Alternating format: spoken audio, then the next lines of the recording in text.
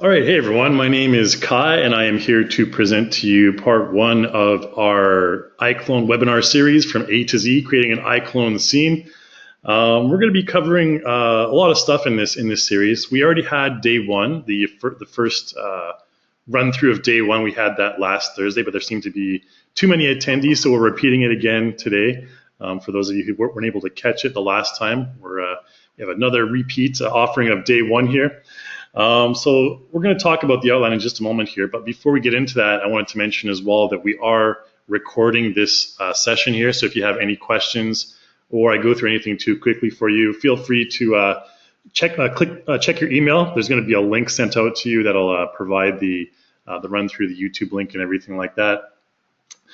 Yeah, what else? The content store, we're also going to be sending out a survey for you guys at the end of this webinar, so if you have any we want your feedback. Any feedback you have, feel free to give that to us. And we're always looking for more suggestions for future topics and everything. So yeah, we encourage you to send that survey back to us. And if you do that, we'll be providing you with a gift certificate for the content store, which we'll talk about in just a moment. That gift certificate is $10 for the content store. So make sure you fill out that survey, tell us what you think, and any suggestions for future topics and stuff like that. All right, so I think that about covers it. Yeah, my name is Kai, and I'm going to be presenting this webinar in tandem with my good friend Chris Morris, who is a very professional 3D artist, pretty much 3D generalist. He's worked on Pixar films or DreamWorks films and everything like that. He's been involved with the Emmy award-winning series. 3D effects and everything. So he's going to be actually talking to us on day 3, in which we're going to talk about lighting and beautifying and refining our scene. Okay, so he's not going to be here for today, but he's going to be here for the third day. Let me just run through the topics here really quickly for you before we get started. So right now on the screen you should be able to see the upcoming, or this current webinar. Today is this is the webinar we're currently doing right now. So we're going to talk about a couple things. Number one, we're going to talk about prop import from 3D Warehouse. We're also going to be talking about getting a prop from the marketplace, which I'll show you in just a moment. We're going to spend quite a bit of time on substance materials because it's kind of an important concept. So yeah, we'll be talking about that. Simple lighting as well. I'll just basically break down the scene and talk a little bit about lighting. Chris, in the third part of the webinar, he's going to be focusing more on lighting. So I really highly recommend you check that out if you want to learn how to make the most of your scene. Got a lot of stuff to cover. Prop customization in iClone, and then we're going to be bringing something in from Blender just really quickly. And also simple character creation. We didn't get to character creation in the first part, or in the first run of this webinar, but hopefully we'll get to it in this part here. All right, and day 2 is going to be all about animation. I'm not going to spend too much time going through this, but yeah, there's going to be sound effects, importing motions from Mixamo, blending motions together, camera setup, and all the topics you see here. So day 2 is focused exclusively on facial and body animation and camera work. And like I mentioned before, day 3 is going to be hosted by Chris, otherwise known as Stuck on 3D, for those of you who are in our forums or anything like that. And he is a consummate professional. He's been involved with 3D for quite a long time. All right, so yeah, make sure you check out those other 2 parts of the webinar if you're interested. What we're going to do now is we're just going to get right into it, I guess. So let's go ahead and close this window down, and we're going to go into iClone, which I already have open here. Now, the scene we're going to start off with is this scene that you can find under your Project tab right here, under the Content Manager Project tab, and under GI, standing for Global Illumination. There is a scene called Loft Scene right here. Okay, so this is the scene that I have loaded in. Now it looks like a pretty nice scene. If we go ahead and play it back, you can see we get some nice, dramatic camera movement, almost like we're showing off this loft in a real estate commercial or something like that. But yeah, so this is what we're dealing with. I'm going to deconstruct this scene before I get into anything, and we'll work from there. Now, in case you're not aware, to find all the stuff in your scene, you want to go over here to your Scene tab. And what I'm going to do is I'm going to switch from my Switch camera to the Preview camera up here. Okay, I like to normally keep things on the Preview camera. Right now, there's quite a few things in this scene that we need to get rid of, or we really don't need in this case, to be honest. I'm just going to go ahead and get rid of all the cameras first. So under cameras here, we're not going to use different cameras in this webinar, so I'm going to delete all those cameras. Again, shift and hold shift and select to get rid of the cameras. We don't really need these trees. Just hold shift and delete the trees. I'll zoom way out so you can see we had some trees on the outside of the window, just for fun there. Just gonna add to the atmosphere, I guess. I'm also going to take the sky and delete the sky here as well. Now, we did find out that in this scene, Chris and I found out that in this scene, the glow map on the sky actually takes up a lot of resources. So when you're playing back, you'll see a frames per second on the top left here, where my mouse cursor is, in the red text there. I know it's kind of small, blinding by the white light here, but you can see it's at about 37 right now. We found out that this glow map on the texture settings, if we, just delete the sky. I actually deleted the sky. You can just delete the glow map anyways, but now if we play back, it's 60 frames a second, okay? 58.99, whatever you say. Okay, so just so you know, in this particular scene, if you want to get higher frames per second playback, just delete the glow map on the sky. I just deleted the whole sky, but I don't really need to worry about the sky in this part here. All right, so let's go back in here. Now, okay, so the next thing we're going to talk about is the lights. Okay, so there's a ton of lights in this scene which we don't need. All right, I'm just going to go ahead and delete them all. Shift and select, delete all these lights. We're only going to be using this one main key light. And there's a global illumination anchor. Now, Chris will talk all about global illumination in part 3 of the scene, where he's going to light up the scene really beautifully and refine the materials and everything. So what I'm going to do at this point here is go to Visual, the Visual tab, and you can see we have a number of different options all enabled. And these options, take up video resources. So if you want to get rid of them, ambient occlusion, we'll get rid of that. We'll get rid of the fog. You'll have a noticeable difference when you get rid of the fog. Fog is really useful for kind of old, dusty scenes like this. If you want to turn the fog on, you'll notice that the background, the back wall of the loft here kind of fades out. It's a useful effect in a lot of situations. We can talk more about that later. I forgot to mention as well, there's also a Q&A session at the very end of this webinar. So we're going to spend the last 10 minutes doing a Q&A. If you have any questions, put them in the questions section of your GoToWebinar panel there, and I'll answer those at the end of the webinar. Okay, so to continue on there, HDR effect, we don't need this. HDR effect kind of focus on this like yellow pillow, for example. If I take the HDR effect off, it just kind of like reduces the amount of glow.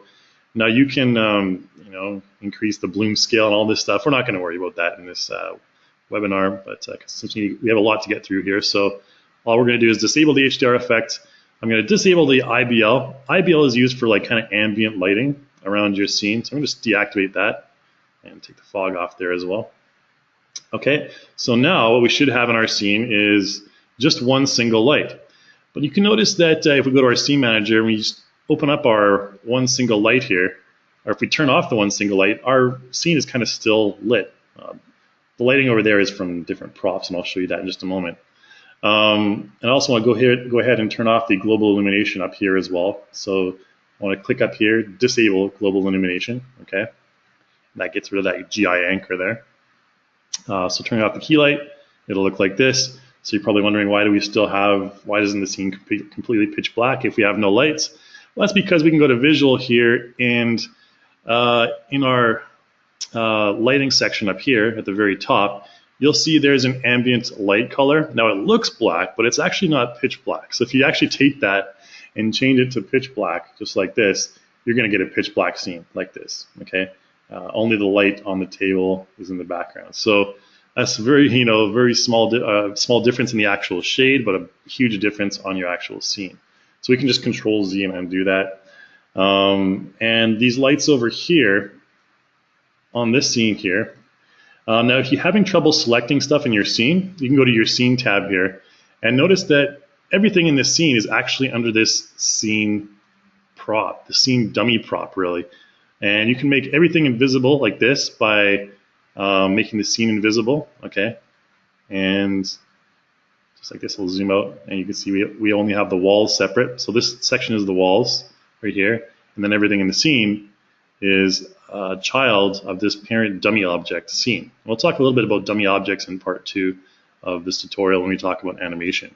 But for now, you'll notice that when we're in a situation like this, we try to select something, it's not going to select it. We're like, oh, crap, I need to select these lights. Well, in that case, what you can do is you can press the Q key, okay, the Q hotkey, and you can select items like that from there. So if you press the Q hotkey, it doesn't matter where you click, it's going to select the object that's in front of you, that your cursor is over top of, okay? It doesn't matter the hierarchy or anything like that, and you'll see that it's this pendant lamp right here. Naughty pendant lamp giving us some light when we don't want it. All right, so all we need to do is go down here to the spotlight. There's a number of different spotlights here, and you can see that with the lights, there's values you can change over here. For example, if we wanted to increase the multiplier level, we can change it to 2, for example, and that one particular light will get a lot brighter. But that's not the purpose of this webinar, so we're going to go ahead and just deactivate these both these lights here. So now we shouldn't have any additional light in the scene. We have these ones up here as well, actually. So press the Q key again. Spotlights 1, 2, 3, and 4. All right, just deactivate all of those, and we're good to go. All right, and you can also access the color from here as well. Anyways, okay, so turned off all the lights. We don't need to worry about lights in this scene. And all I'm going to do is go up here and use Auxilary Light. Okay, so Auxiliary Light is a really ugly looking, just flat light for our scene. And we'll take off the Auxiliary Light a little bit later just to kind of show you about the substances. But this is what I normally use, Auxiliary Light. I know it's ugly, but this is what I use to work with, just to keep things simple when we're just kind of constructing a scene. Now, another thing I wanted to mention as well is if you're in a scene like this, where you're kind of surrounded by walls, sometimes your camera will be, right now we're using the preview camera. Sometimes your camera you may want to change the focal length of your camera so you don't kind of zoom out and run into the walls like this very easily. I believe the preview camera is default at 35 millimeter. So if we go ahead and go select create and create a camera, over here you can select 35 millimeter and 20 millimeter. So yeah, the preview camera is about 20 millimeter, which is good. Okay, so when you're constructing a scene, you want to have a generally higher or rather lower focal length here, 20, and that'll make everything in the scene seem like it's further apart. So it's easier to kind of move your camera and without kind of bumping into things like this.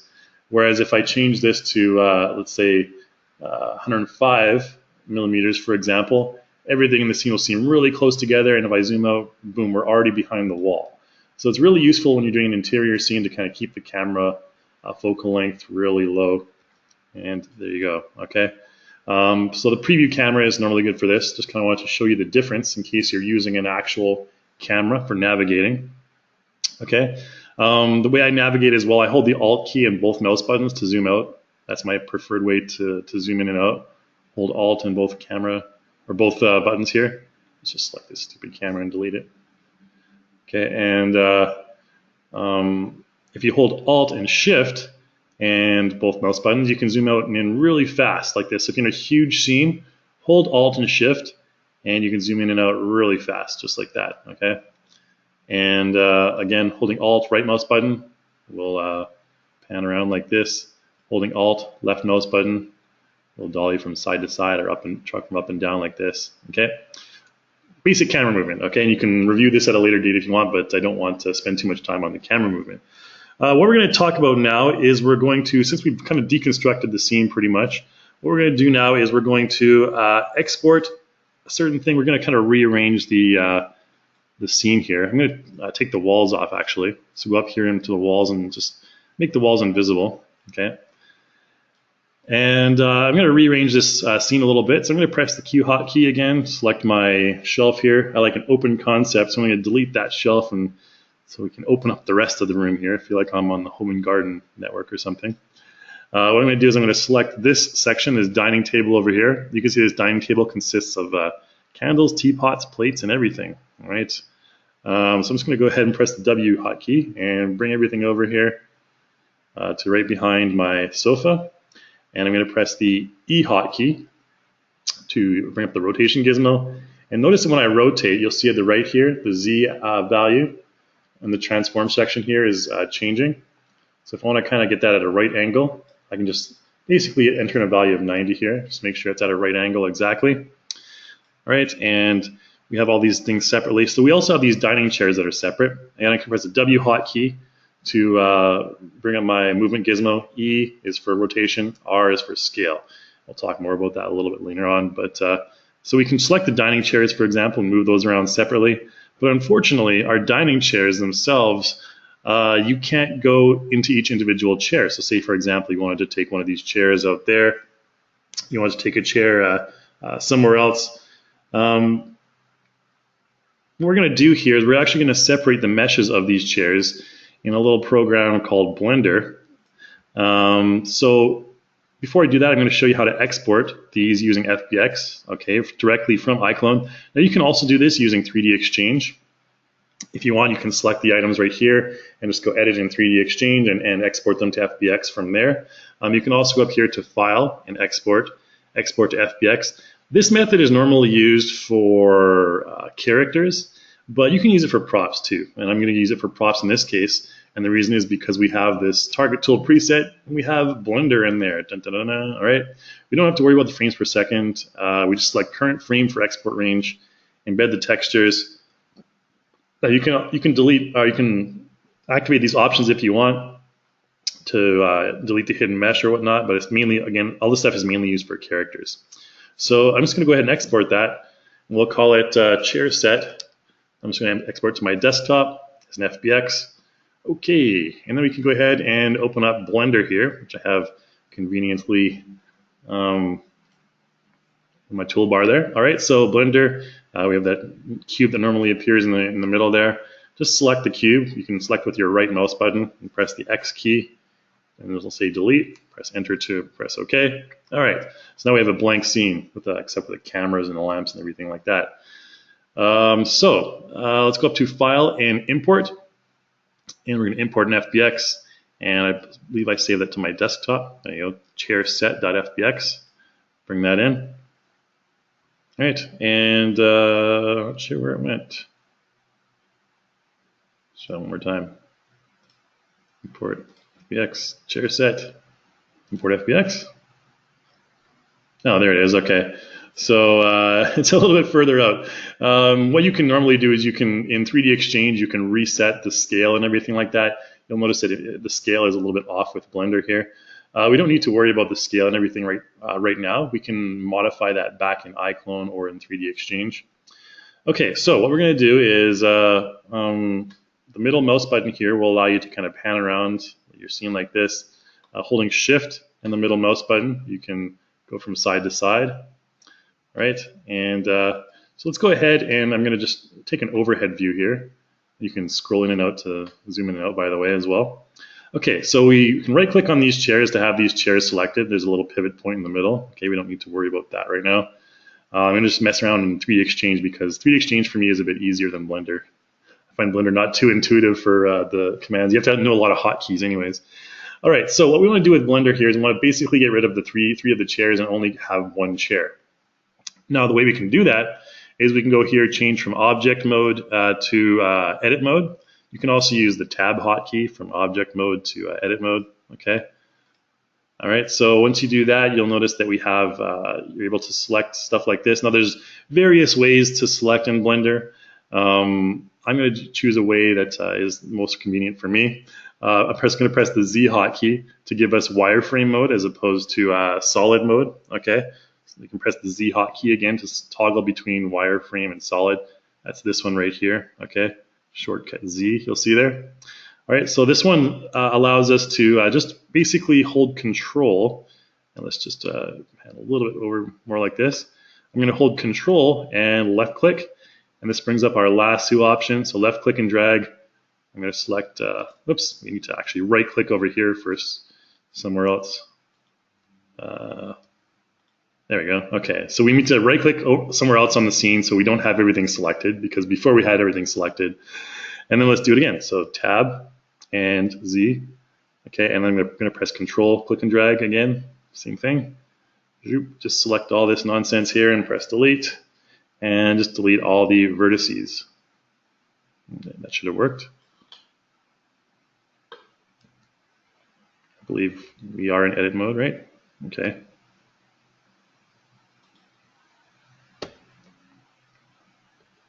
Okay, so we have this selected. I'm not sure what's going on here.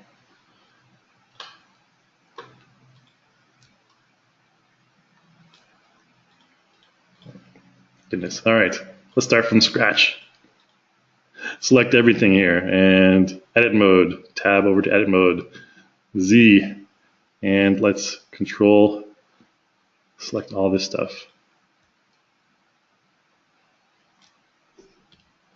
All right, this should work. There we go. All right. Not sure why it didn't work the first time. All right, so again, press Z just to bring us back to solid mode here, and tab to get out of edit mode. And here we go. So now we have this single chair. I'm not going to fool around too much more in Blender. It's not my preferred program to use, but it is free. So it's really easy to do this. It's free. You can just break up geometry really easily and create your own geometry as well. But okay, so what we're going to do now is go up to File and Export FBX. All right, we'll just call this chair.fbx and save it to our desktop. There we go. Okay, chair.fbx onto the desktop, export FBX.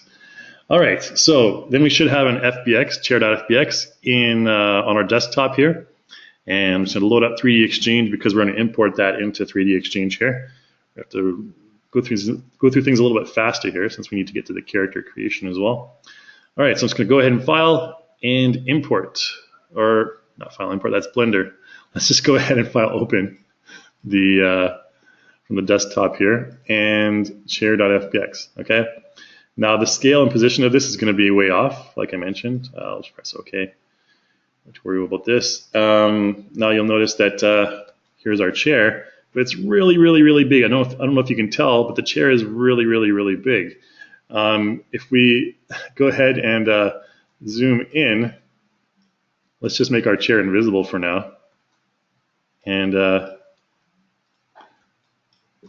oops, it should be on the, what I'm going to do over here is go back to align to ground and then press the F hotkey. That'll focus on our grid there. Now you can tell how big it is. Okay, so align to ground will just align it to the center of your scene like this and on top of your grid, but you can see it's really big. If we use this button here, this will bring up a dummy, and this will show us how big regular people are. All right, so you can see the little dummy down there. That's a regular iClone character. So this is like the gigantic, monumental dining room chair at this point. So what we need to do is change our scale down to 1, okay, like this, and then you can press F again. F hotkey focuses on the whatever object you have selected, and that looks a little bit better. It looks a little bit more reasonable for the chair size. So let's go ahead and just work with that. Now, as another option, you can go down here to make sure you select your mesh. And in this case right here, it's dining chair 001 right here. And go ahead and make sure you select weld vertex here and auto smooth. It'll just kind of smooth out the mesh a little bit. All right. And you don't need to worry about any of this other stuff. For some reason, you can delete all these animations. You don't need the animations or anything like that, any of that nonsense. If I just bring this up like this, okay, so that's pretty much it. That's our chair, all right? You just don't want any animations. Sometimes when you choose that export FBX from iClone, it'll come along with some animation files that don't really do anything, but don't worry about that. So let's go ahead and export this to iClone format now. So we can use this button up here, export to iClone. Now you can make sure you select export geometry. Okay, that's very important, obviously. So we'll call this cool chair, because I think I already saved as a chair in the previous run of this webinar here. Export option, you can select the visible only or all in this case, doesn't really matter. Default destination, we'll go ahead and press OK. And that'll be successfully exported. So let's go into iClone. And where you can find this is if you go to your content manager, your props over here, and your custom tab. Under custom props, we should find cool chair. There you go, cool chair. All right, so what we can do is we can bring cool chair in. Just click and drag it into our scene. And you can see that it'll load in. And we want to make sure it's a little bit higher. The grid in this case is actually a little bit lower than the actual hardwood. which is kind of annoying sometimes. But okay, so there's our chair. And you may notice that the leg colors are slight bit different as well. The way you can fix that is go up here to materials, and this may occur sometimes. Select the base color texture map right there, and just increase the strength all the way to maximum. That should work. That's why it's not working.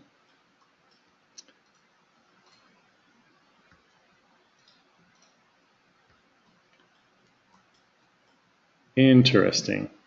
Oh, you just select this material maybe. Now, yeah, sometimes it'll export with two materials. I'm not sure why it did that in this case, but yeah, we don't really need this extra material that it imported. So either way, one of the strengths could be down like this, and you can just import it like that and maximize the base value. And then if we don't need this material right here, we can go up ahead and delete that. Okay, and there we go. Okay, so I'm going to go ahead and select my other dining room chairs here. Q and select. Just delete them. And I'm going to select this one here, and we'll just kind of place it, rotate it like this, and place it where we want on our scene. Whoops. What happened there? Bring it over here. E hotkey to rotate. And then what you want to do is if you want to create copies of this, you can just go ahead and hold the control key and then click and drag on any one of the axes, and it'll create a duplicate just like that. Okay, so now we have two duplicates, and I can hold control and click on the other one as well. So if we have both of them selected, then we can duplicate both of them by holding control, clicking and dragging, and there we have two more. All right, and then we can hold E and rotate them back like this, and we are good to go. All right, so there's our extra chairs. Now, that's pretty much how you can, kind of separate meshes in Blender and import them back in. So what I'm going to do now is I'm going to show you another way you can import in different props. And this is by using the 3D warehouse, SketchUp 3D warehouse. So let's go back to our Google Chrome here. And SketchUp is, you can enter in the URL here, it's 3dwarehouse.sketchup.com. And what I found earlier was a stand-up arcade. Okay, there's tons of stuff you can find here, and it's all free. So I recommend taking good care of it, or taking advantage of it rather. Okay, so we have the Space Duel arcade game, which I found is pretty cool. Old school 1980s stand-up arcade style. You can test the 3D model by selecting 3D model, and you can rotate around it and everything while it prepares for the hyperspace jump to the preview mode here. You can just click around it like this, and this is what the model is going to look like. All right, good enough for me. Now what you can do now is download it, and make sure you download the 2015 model. We may update pretty soon to 2017, but for now make sure you select 2015. Okay, and you can find it in your download folder. Let's just go ahead and Control X and copy that to my desktop.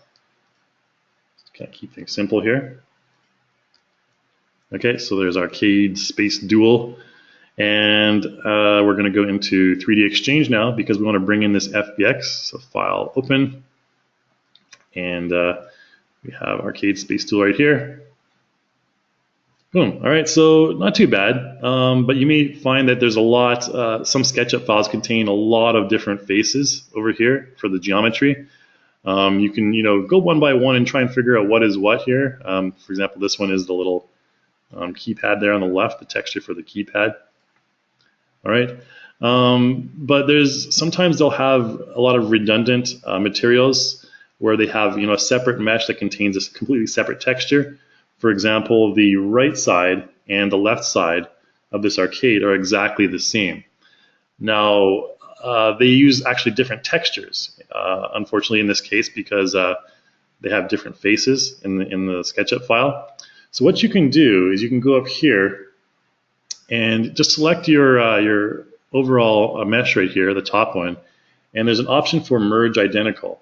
And what this will do is this will merge the textures of any faces, it'll merge the faces of any textures that are identical. So for example, right now the right side of the arcade is a separate face, separate material. It'll show up in iClone as a separate material on the left side, but if you select merge identical, what's going to happen is you'll see that the amount of faces on the left side is drastically reduced.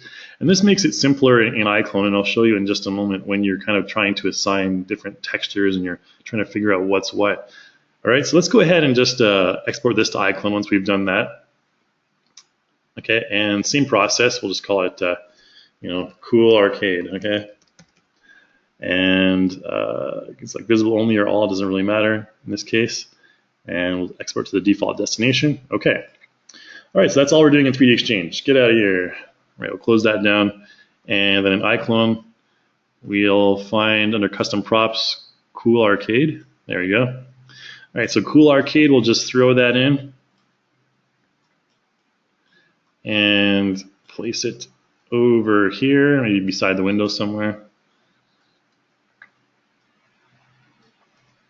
And rotate it. Now the pivot point here seems to be at the end of the corner of the machine. You can see it's at the very kind of corner right there. Let's just make sure it's rotated 90 degrees to keep it exact. You can change the pivot point for this if you want. To change, go down to the bottom here and quick set the pivot point to like the middle, okay, like that. Or go to back and down here. Really depends on the position. You can also do it manually as well. I like to keep in the middle and the bottom, so right about here, okay? And that way if you scale and everything, it scales uniformly. Okay, so that's that. We have this cool looking arcade machine in here. Let's go ahead and throw some materials onto that. The first thing I'm going to do is I'm going to actually throw on a video onto my screen here. So you can select different materials on your scene by pressing the B hotkey.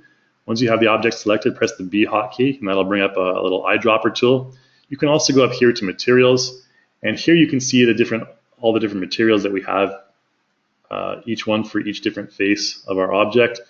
So you can see if we didn't do that merge identical, this list would be twice as long. So it's kind of useful to use that merge identical feature.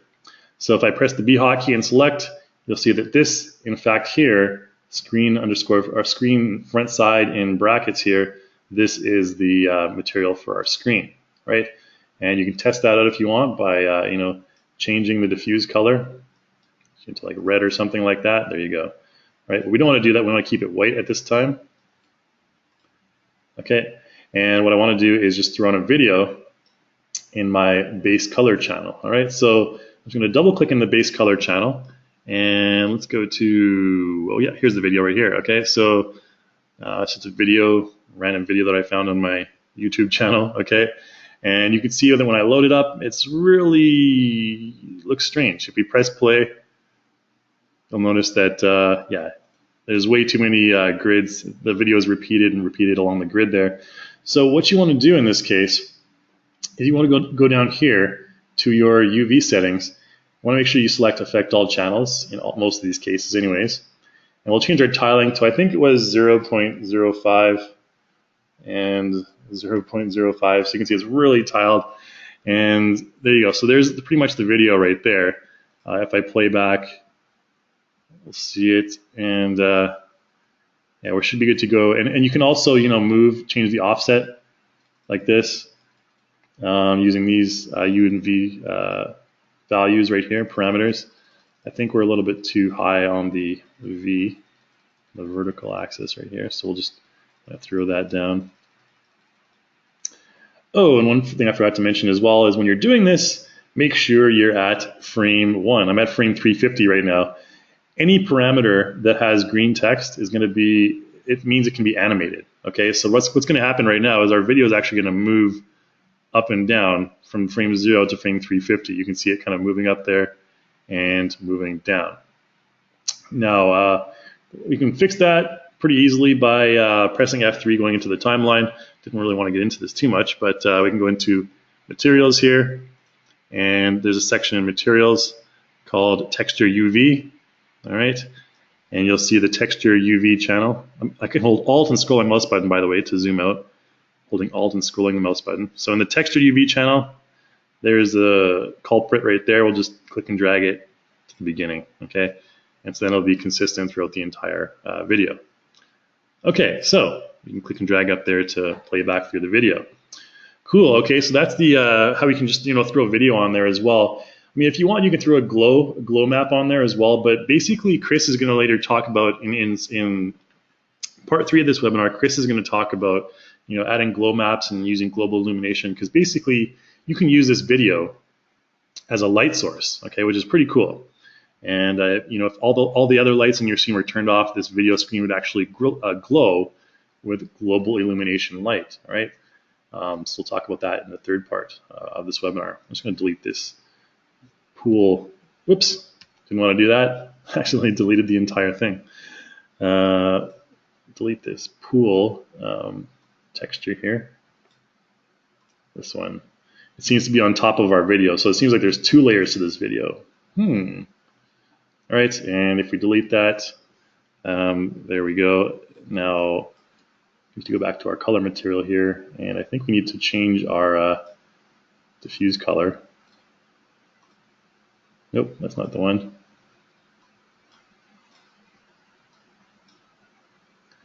Roughness maybe. Or let's choose our base color here. Okay, this channel right here. I'm not sure why that, I think I know why.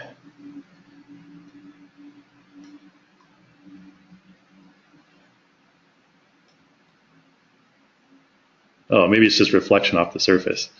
Okay, we'll keep that for now. But I think we need to go ahead and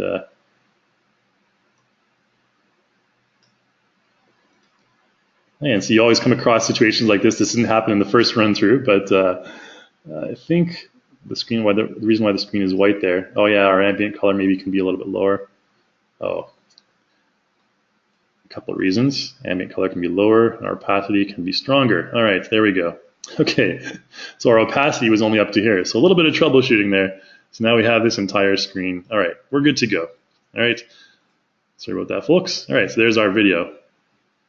All right, so okay, after that, what I'm going to do is we're going to talk about throwing in the values here on the side of our machine. So if you want to just manipulate values really quickly, press the B hotkey, select the side of our machine here. You can see here's the base color.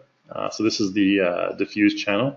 And you can go over here to adjust color, and if we zoom in real quick here, you can adjust simple stuff like the brightness. Okay, you can increase the saturation, throw in some more saturation. You can change the hue, so like the color scheme, to make it seem like pink and green. All right, and all kinds of different types of colors.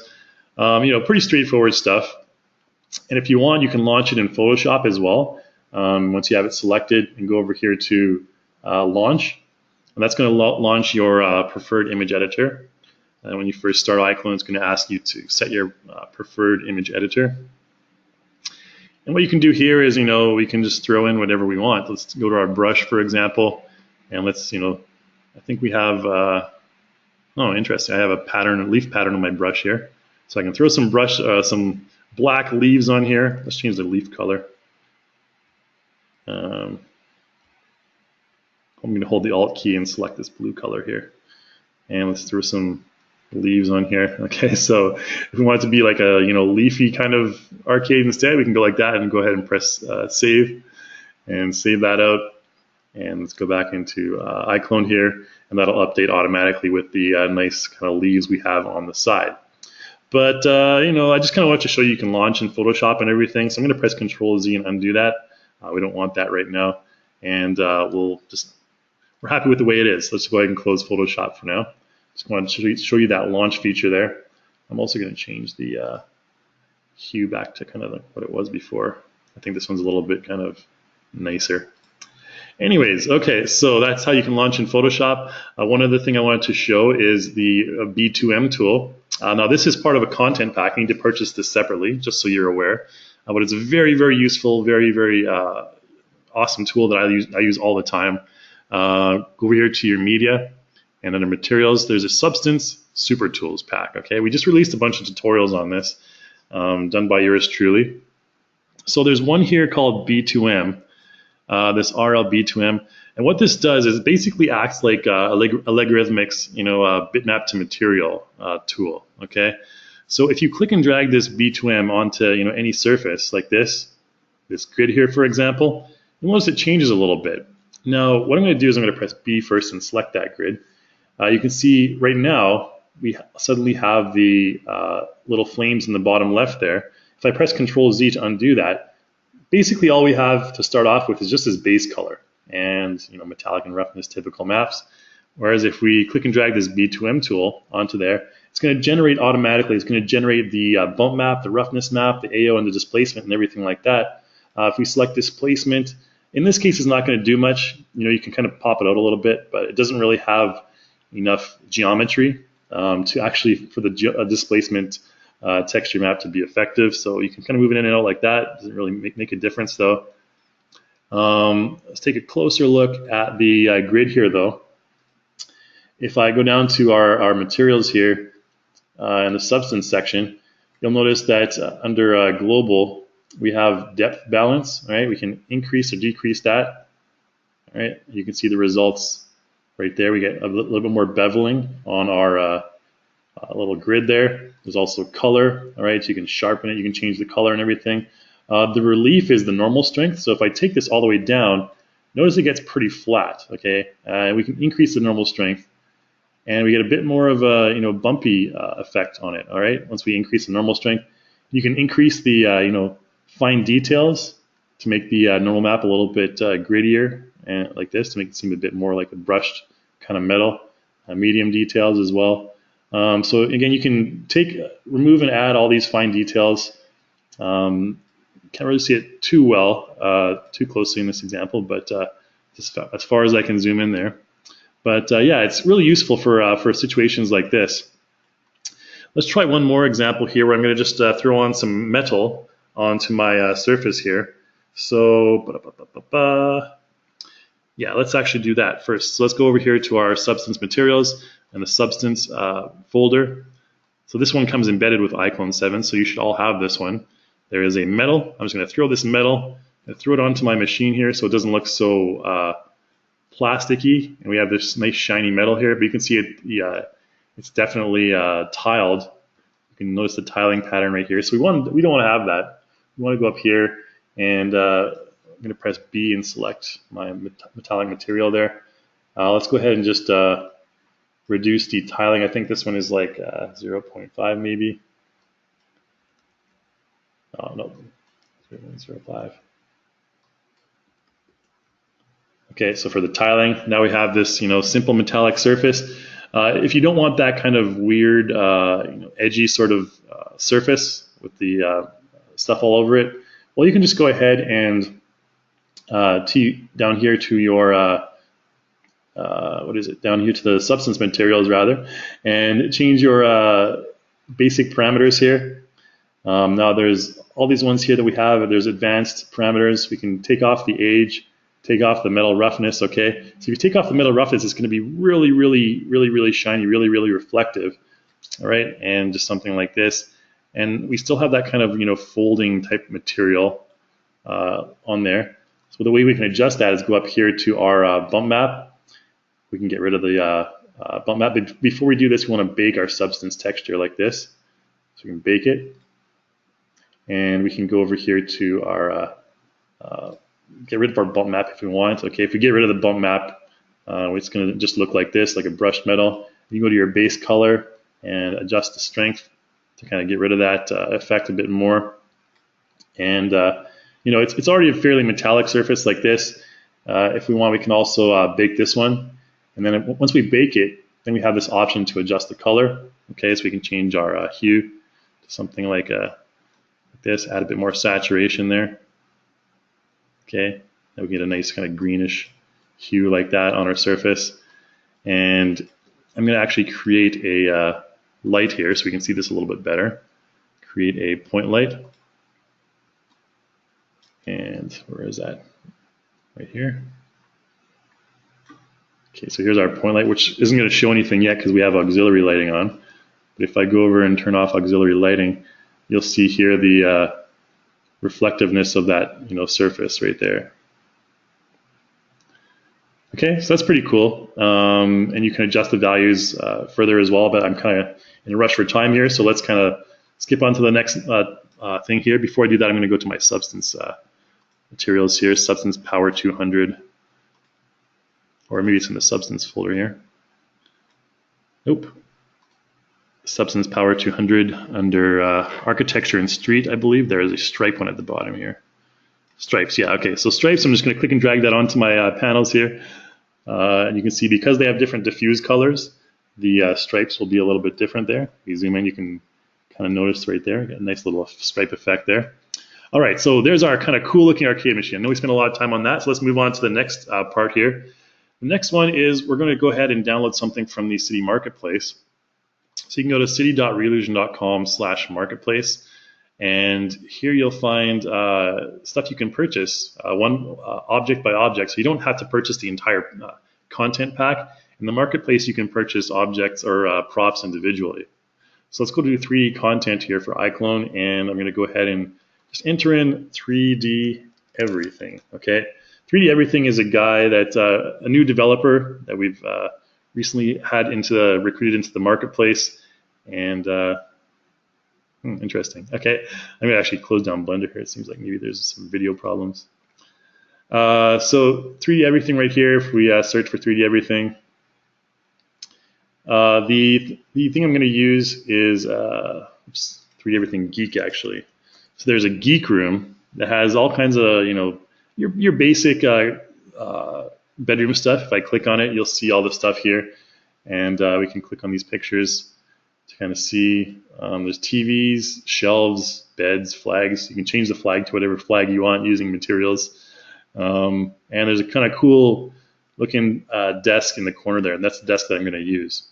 All right, so once you've downloaded this, you just go down here to purchase it or whatnot. Just add it to your cart, and once you've done that, then you go ahead and go into the iClone here, and under props, it'll save under props to template and props right here, and there's a folder called 3D everything, and in that folder you'll find all subfolders for all of his packs here, and there's the geeks room right here. So the geeks room I'm going to throw, or the desk rather, I'm going to throw in the corner here, just over by our entrance and over by this window. So I can find it down here somewhere. There you go. There's one that comes included with all the stuff on top, from cigarettes to used bottles and everything. You can use Auxilary Light one more time here, and there you go. All right, pretty cool. Even got a lava lamp and some glasses on there and everything. And what you can do is with the screens, you can actually make the screens glow, like I mentioned. And I'll show you quickly how to do that. We'll turn our Auxiliary Light off here. Press the B hotkey, just select it. The materials here, and you can use. There's two ways you can do it. You can use self-illumination. Okay, so if you increase the self-illumination, you'll see that it illuminates. But you can also throw in a glow map there as well. If you want, just double-click on your glow channel, and I don't know, we use some blue one like this here. Okay, and that kind of creates a more kind of blurry, glowing type effect.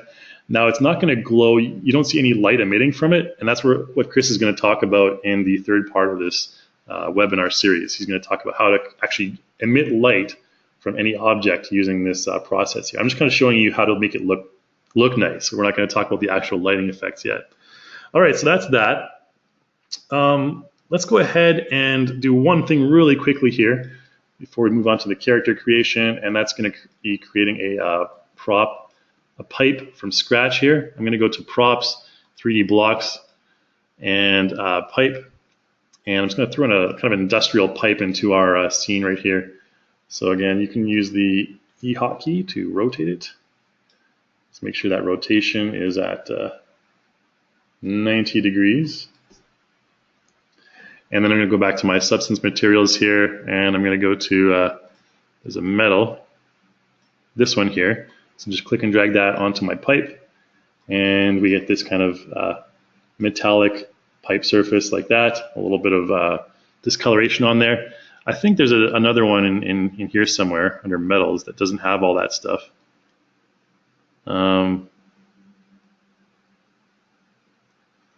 Anyways, we'll figure it out some other time. But for right now, we'll go ahead and use this one and press the R hotkey, and you can scale it up. But notice that we're going to bring it over here first, over to the edge. And I'm going to place this pipe right underneath my the edge of my loft there. Something like this, okay, and bring it over here. And if I press the R hotkey, it's going to scale from the axis. So it's going to scale from here. So this is where I want to start it. I'm going to click and drag right here, scale it all the way across to the other side. And you'll notice that, wow, it looks super ugly because we're stretching this one single substance texture all the way across. And again, that can be solved by going to materials and setting the tiling. Okay, so base color, go over here to your tiling. It might be, nope, not that one. All right, so you can tile it like that. And then we get this kind of industrial looking pipe, going across like that. Another way you can do it is you go down to your substance parameters right here. Normally you want to change your output size to something like 1024 at least, so you get a much nicer looking result. Let's zoom in a little bit closer here. This guy really needs to clean that pipe. Change it to 2048.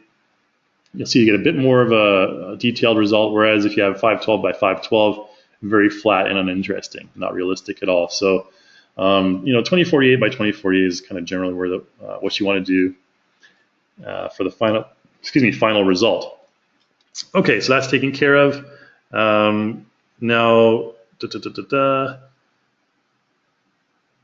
one final thing, okay, before we move on to the character creation, I'm going to throw in a mixer substance onto my door here really quickly. So this is a kind of an interesting one, I find, because this power tool here, again, this is another substance super power tool. This one here, it's really useful because you can actually mix like different effects onto the same surface. So we have a nice clean door right now. If I throw that mixer 3 substance super tool on there, it'll look the same, but now we have a lot more options. If we go to our materials down to the substance section, now we have a lot more options for, if we go under materials, right here under our base, we have all sorts of, different options here for, to throw on here like edgeware or gashes, for example. If we select gashes and enable that, we'll get some, looks like a wild Cujo tried to enter into the house there. And we can change the pattern of those gashes from claw marks to things like curved scratches or things like cuts. The curved scratches one is kind of nice, or the scrapes one is kind of nice. No, not that one, the scratches one. Because the scratches one, you can barely notice it. And notice you can see at the very top there, we can tile those just like this. And you can increase or decrease the size of those. Okay, so use those in combination. And there's size variation, intensity variation. You can randomize them a bit more. I know they're fairly bright here. Let's try and increase the intensity. Anyways, that's what you get. And let's try and use the curved scratches there. Yeah, so you can kind of see those. Adds a bit more detail onto the texture. And you probably want to, again, change this to a higher resolution as well. But if we zoom out there, you can see a little bit better the kind of curved scratches along the door there. All right, just like that. And let's throw up go into the base here again. And then there's also like abrasion as well. You can enable the abrasion. It's not going to do too much in this particular case. So let's disable that. But there's what's one I want to get to here? Not gashes. Dirtiness as well as a useful one. So throw on some dirtiness there, and you can see it goes around the edge of the door. Anyways, there's tons and tons of parameters here. It's really going down the rabbit hole when you get into all these parameters. There's all sorts of ways you can actually put like plaid patterns or blemishes and stuff on there as well. All sorts of crazy stuff. But some are really good for certain materials, and some don't work that well. So keep that in mind. The rust one, for example, not really ideal for this situation. It's more better for a metallic surface, and so on and so forth. So just keep that in mind, and you can mess around with these parameters on your own time. Just make it a little bit more aged by using those values there. And the dirtiness, you can change the amount, make it a bit more dirty. And you can also change the color of the dirtiness under materials here. It's a little like yellower maybe. That's a bit too light. There you go. Okay, so now we just totally modified the appearance of that door. We aged it about 20 years in a couple of seconds there.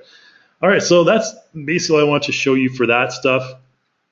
We're not going to talk about lighting too much because I know Chris is going to cover all that stuff in the third part of this webinar. Let's do a really quick character creation here, and then we'll get to our Q&A session. I know we're a bit over time, but I did promise that I would get to some character creation. Whoops. Now, with the character creation, I'm going to show you how to just whip up a character real quick using the template stuff here. So once this loads up, I'll show you how to get them up and get them into iClone really quick. Let's go back into iClone and turn off our auxiliary lighting here.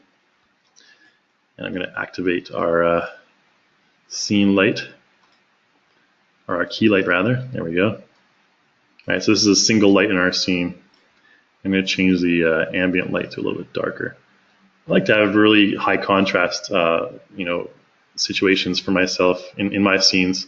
So I normally tone down the ambient light a little bit more. All right, so now we have this kind of cool light coming in the window just like this. And let's find that point light there and delete it. There we go. All right, so we get this kind of cool look right here. All right, in Character Creator. All right, whip up a character in 5 minutes here. So let's go ahead into our morphs here. First of all, what I want to do is I'm going to create sort of a gangster looking character. So I'm going to go here to select a template. Now there's all sorts of full body templates for your morphs here. This is basically your character's body shape. Now we have full body using the head and the body. We have head separately. We have body separately. And you can also find teeth and eyeballs in here as well. I'm just going to go ahead and use a base male template. All right, we're not going to get too fancy in this one. Now, if you want, you can go and select certain parts of the body, and you can click and drag and make them skinnier or larger. You can also go over here to morphs, and there's a number of different morph sliders that you can use as well. So, okay, so keep that in mind. Skin color is found over here. I'm going to go to my heads first, though. I'm going to give them like a nefarious looking face. Some of these you may not have because there's an Essential Morphs content pack that you have to purchase for these additional morphs. So keep that in mind. But these ones here, down here, you should have embedded. I always thought this guy looks kind of creepy, male bee face. Yeah, apologies for the dude looking with his the dude wearing women's underwear right now. But if you want, you can right click on any object and select that, and then just go ahead and delete it. And we'll just delete his underwear there as well, underwear bottoms. All right, so now we just have a male character. And let's throw on some clothes. So let's go over here to clothing, and under pants, we have all sorts of stuff that I've downloaded separately from the content store. So you may not have these. Again, keep in mind the professional outfits pack is a separate pack. They have some slacks and dress pants in here, like this, like these slacks A, for example. And for the professional outfits pack, it's really useful for business suits. So let's continue with that theme. Let's go over here to shirts, and we'll just go to professional outfits. And there's closed collar, long sleeve shirt. Go in there and let's throw on this white shirt real quick. Okay, so we got that. Then we can go over here to our blazers, or coats rather. And I believe it's in the same professional outfits pack. We have the business suit blazer. All right, so you can throw that in there.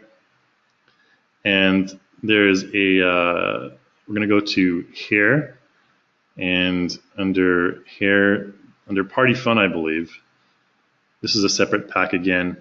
There's a hat short hair. So this hair is useful for guys with hats, which we're gonna give this dude right here.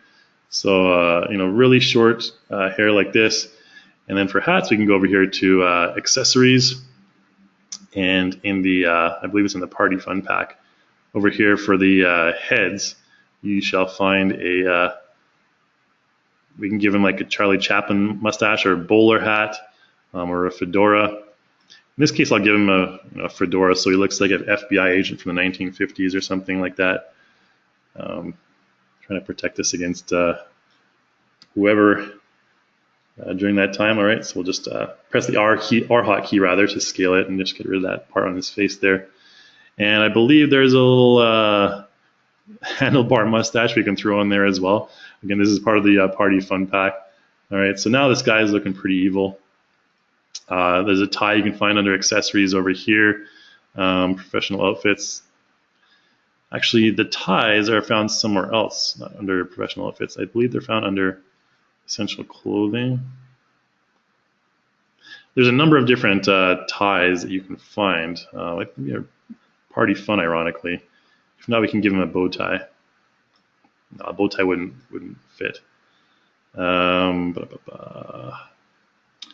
It might also be under clothing, and there's also a kind of a others clothing over here. Yeah, so these are just kind of things that go on to your character, similar to the accessories. Maybe here are some professional outfits. All right, so there's work gloves, thick neckties, ankle socks. Okay, we'll just throw in a thick necktie, I guess. All right, found it. All right, so here's our guy with the suit. He has some bare feet, so we'll throw in some shoes there as well. Professional outfits pack. Let's throw in some leather shoes. These tan ones right here. Okay, now sorry to kind of whip through that really quickly, guys, but you can see I created that dude in like 4 minutes. Just throwing on stuff. You can change the shape of the character, make him fat, thin, all that stuff if you want, and the clothing will conform to that. Again, you can ask me more in the Q&A session, but we're going to just go ahead and export this guy to iClone. You can go export to iAvatar, or you can select send character to iClone, which I'll do in this case because we want to send him directly into iClone. And once he loads up, we'll get to the Q&A session.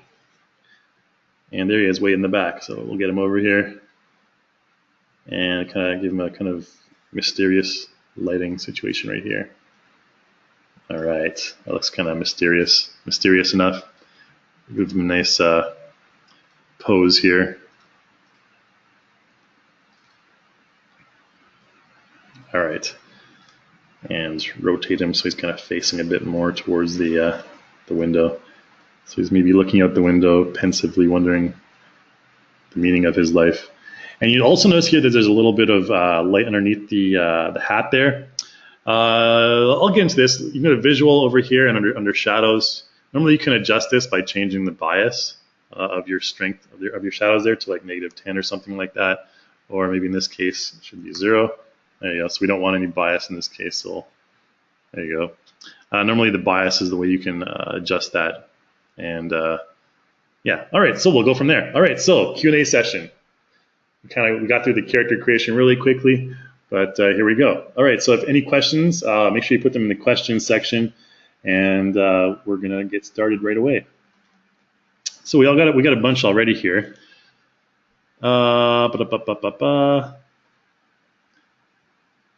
Okay, so Frank asked a good question. What's the hotkey for texture select? Just to review that, it's the B hotkey. Okay, so if you have a character selected, very important hotkey.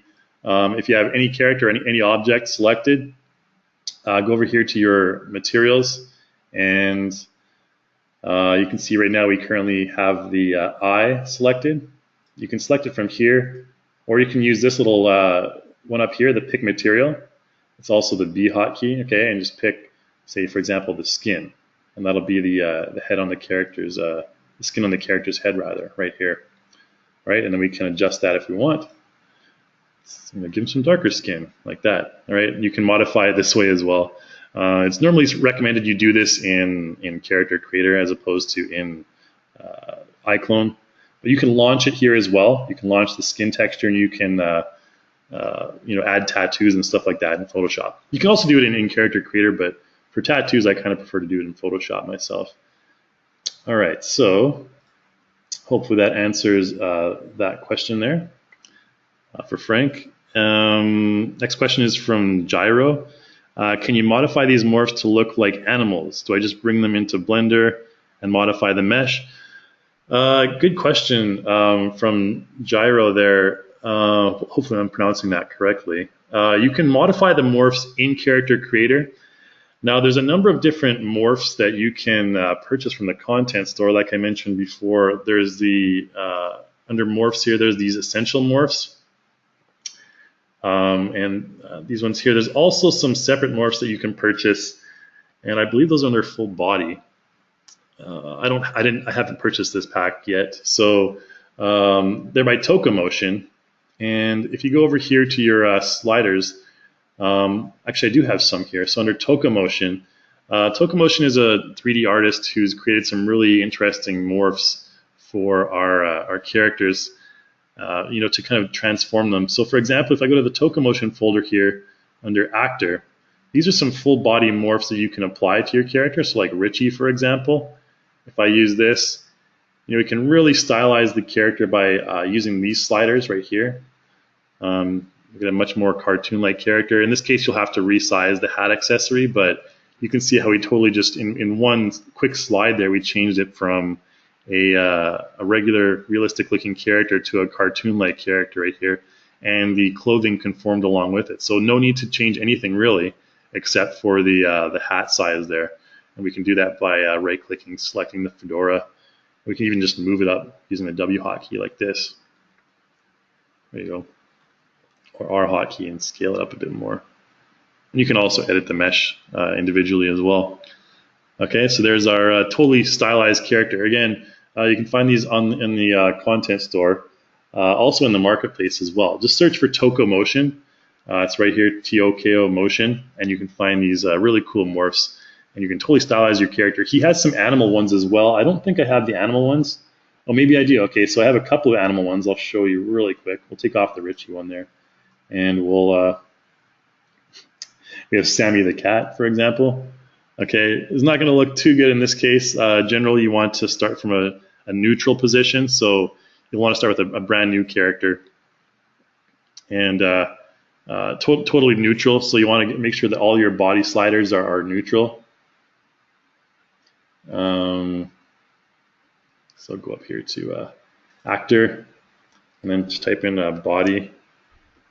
And I believe there should be a full body scale one here. Body, no, that's the size. Maybe I need to choose female. Yeah, base female. Okay, so take off the base female, the face and the body, and then go to the Tokamotion sliders out of the search field there. And choose something like the Sammy slider here. And there you go. Obviously, you don't want to like add some fur and stuff like that onto your character, but that's what you can get just by using that single slider there. It looks a bit strange, like a cat with no fur, but you don't obviously want to try and improve upon that. Add some textures in there. There's a dog one as well. So if you ever wondered what a dog human would look like with underwear like this, then you no longer have to wonder. All right. Certainly did not intend to get to this point in the webinar. Oh, here's the body by itself. So we can have the body by itself and the head remains normal. So this is the frog body, okay? And here's the body and the head all together there. All right, this looks really weird. All right, I'm going to click away from this. It's kind of freaking me out. So, okay, next question here. So another follow-up question from Gyro. When I want to have a humanoid animal but still take advantage of the facial morph. So I guess hopefully I just showed you that, Gyro there. If you have any questions, if anyone has any questions, by the way, you can always email me after the webinar as well. My email is Kai, K-A-I, at reallusion.com. That's K-A-I at reallusion.com. Okay. I know I went through some of the stuff pretty quickly here. We got hung up on a couple things. Okay, good question from Judy here. With so many details to keep track of, do you recommend developing a blueprint to use before developing, or do you just dive into the software? One thing I'll mention to you guys here, we do have a training center, okay? If you go to our main website here, this is really useful. Just go to reallusion.com. And from this here, you can just go to go up here to the top right, and then into iClone right here. And every product page at the top, they'll have a Learn section. And you can go to the Learn section. There's a Learning Center. There's the tutorials. There's the online manual. I recommend checking out the Learning Center, okay, in tutorial videos. And here you can find our latest tutorial videos and all the topics that they cover, okay. So if you're wanting to learn about certain topics, I'd really recommend checking this out. Again, we also have a YouTube channel that you can check out as well. I'm sure you guys can probably find it just by Googling or searching Reallusion on the YouTube channel there. But as for a blueprint, I'm not sure. Maybe you can kind of clarify a bit, Judy, as to specifically what you mean by blueprint there. Maybe it's the process of constructing your scene or whatnot, but I'm not sure. So maybe kind of clarify that for me if you can. The next question here is from Anthony.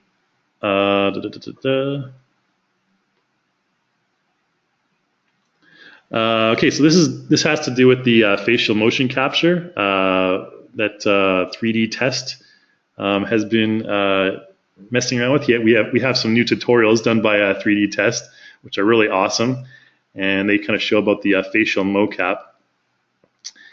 And Anthony asks, will you guys be updating the base characters to have better morphing for faceware motion capture?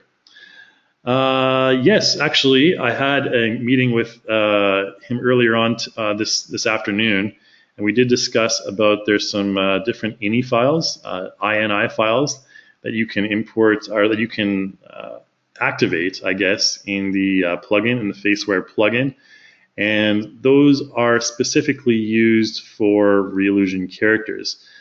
Now, those files kind of dictate the way that the data, the raw data from the faceware plugin, they dictate the way that it's kind of converted into iClone and used on the character. I think that's the best way I can put it. So those files, there's specific ones for specific types of characters. There's a general faceware one, which doesn't contain a lot of movement.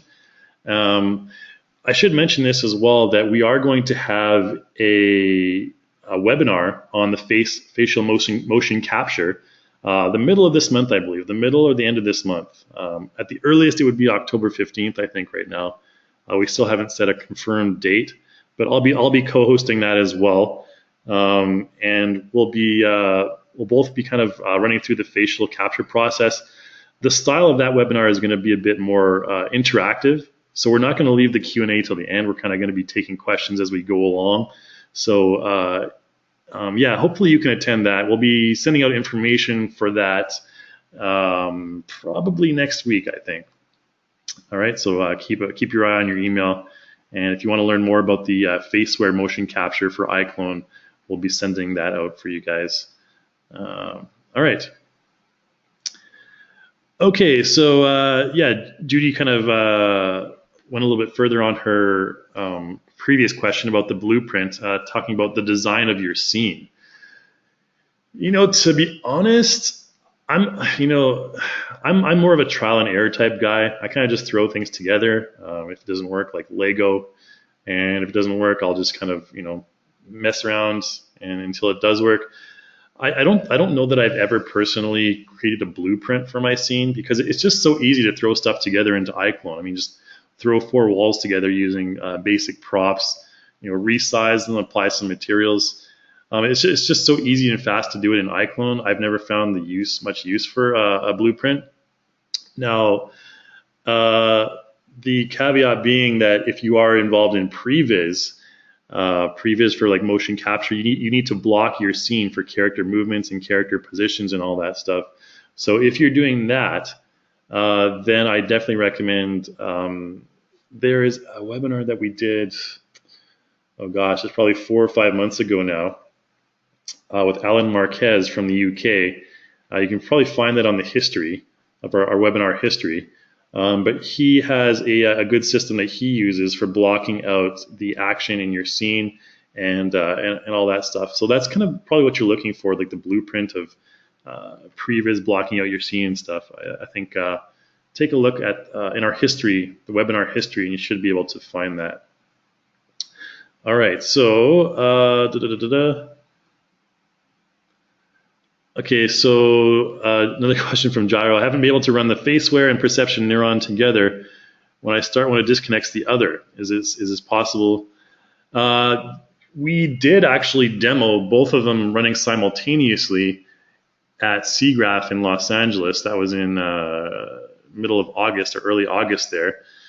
We did demo them simultaneously, so you can demo them, you can run them simultaneously. I'm not sure what issue you're having. Now, I'm by far not the person I'm not the pro on perception neuron. I'm not sure if you're familiar. We have someone that works with me named James Martin, or Jimmy iClone. You can probably find him around the forums possibly, but he's the pro really on the perception neuron. I never really got much of a chance to use the neuron outfit myself. I'm more familiar with faceware than neuron, I'll say that much. So yeah, you can run them simultaneously anyways. If you email me afterwards, I can probably get you in touch with him. Send you an email, or send me an email, and I'll forward you his address or whatnot. Okay, yeah, so thanks for the clarification, Judy. You come from a video background where we're using scripts and treatments. That's pretty much what I'm talking about. So that's where it's useful to have a blueprint for blocking your scene. Most of the stuff I've done has just been 3D. I haven't really worked with real actors in a previous situation, so I've never really had to worry about that. Okay.